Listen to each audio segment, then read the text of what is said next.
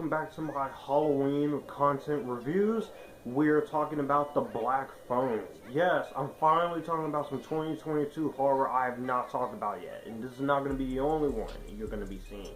This is directed and written by Scott Derrickson, the director of Sinister, The Exorcism of Emily Rose, Doctor Strange, based on a short story by Joe Hill. Finney Shaw is a shy but clever 13-year-old boy who's being held in a soundproof basement by a sadistic mass killer.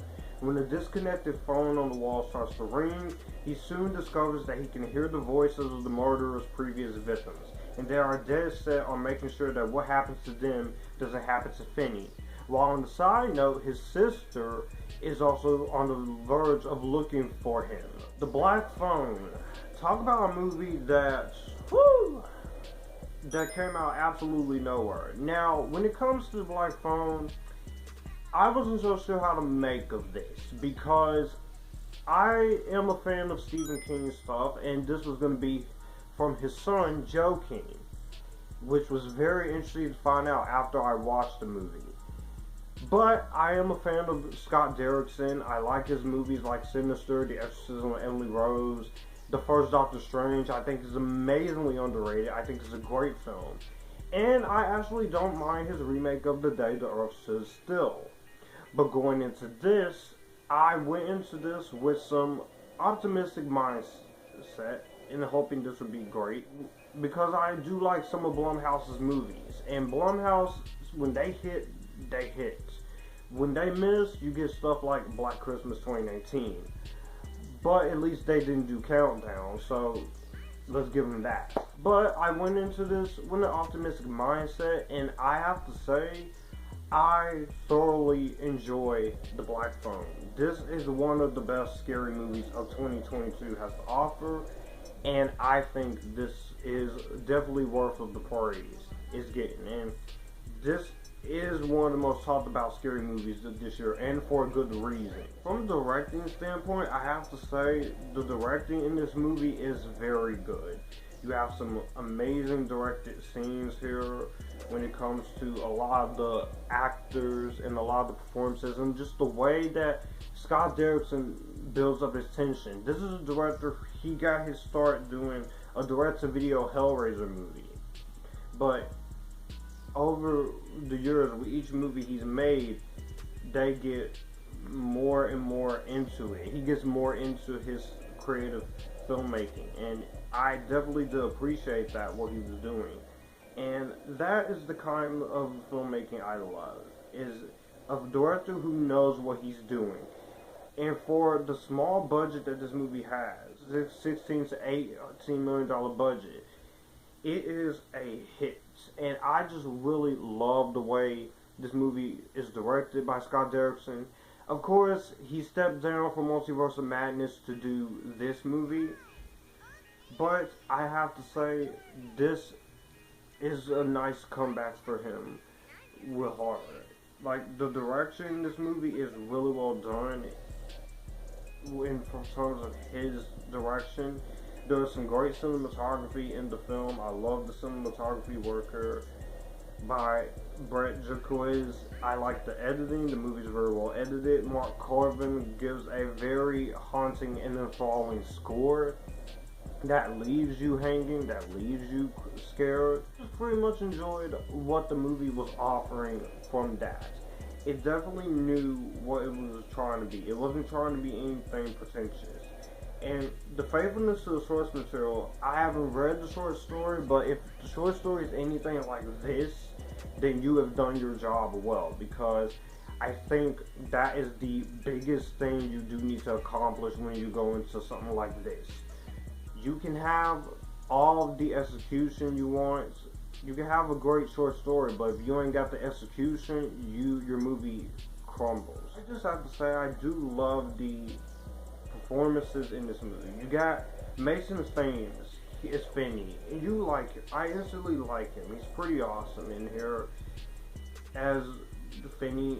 You like him. You instantly don't want him to die in this situation. You want him to make it out of the situation alive.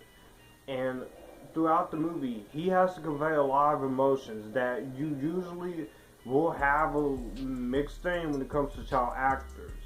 So you definitely either get one side of the spectrum or another side of the spectrum, good or bad. And in Mason Thames, his performance is great. But also Madeleine McGraw is also very good as Gwen. She is the sister, of course. She has psychic dreams, and you find out about their alcoholic and abusive fathers.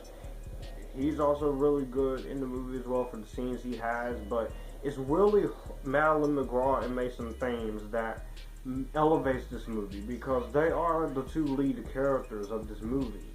Without the two lead characters being kid actors, if they don't bring the best execution, then the movie kind of crumbles. We gotta talk about Ethan Hawke. Ethan Hawke, it is great to see him step out of his comfort zone. Between this and Moon Knight, where he's getting to play more horror-like villains, he was great. He's in the movie sparingly. He's not as used as much as you think he is, but I will say that for the screen time he is in, he's fantastic. And I like the rest of the cast. E. Roger Mitchell, James Ransone.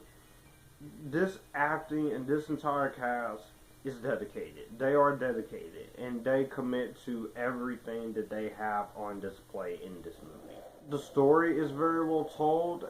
You have a great, enthralling, engaging story. The tension is spread all the way around. I love the tension in this movie. And the suspense definitely does get you there. There are some great suspenseful moments. There was even moments where I was scared as hell watching this.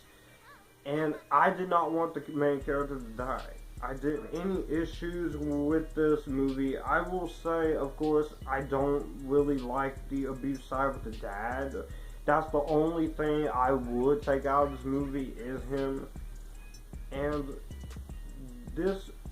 I will say the pacing, not too slow, but just in the middle. By 5 to 10 minutes is a little slow. But other than that, I definitely appreciate the pacing. I definitely appreciate the effort that Scott Derrickson went into this. Black Phone, if you have not seen this movie, definitely watch this. This is a great horror film. I'm glad this is getting the love it deserves. This is a fantastic horror film, and it continues to show why Scott Derrickson is a talent in the horror genre, with great performances by the two child actors, a great story, great tension, and suspense-filled moments and well-paced storytelling. What a grand slam for Scott Derrickson. Not perfect, like I said, did not like the abusive dad, have a few pacey moments, but other than that, definitely worth watching. And I'm gonna go ahead and give this my highest grade. I'm gonna give this an Epictastic. Definitely treat yourself. Buy the Blu-ray, buy the DVD, buy the 4K, stream it. Go watch this movie. It's great. Well, that's going to do it for the video that you just watched. I will have my channel here, so you would like to see anything here. Click the channel icon, subscribe for more. I will also leave a video and maybe a playlist here, so in case you want to see what I'm about. As always, stay Epictasticness, join the Epictasticness, and you guys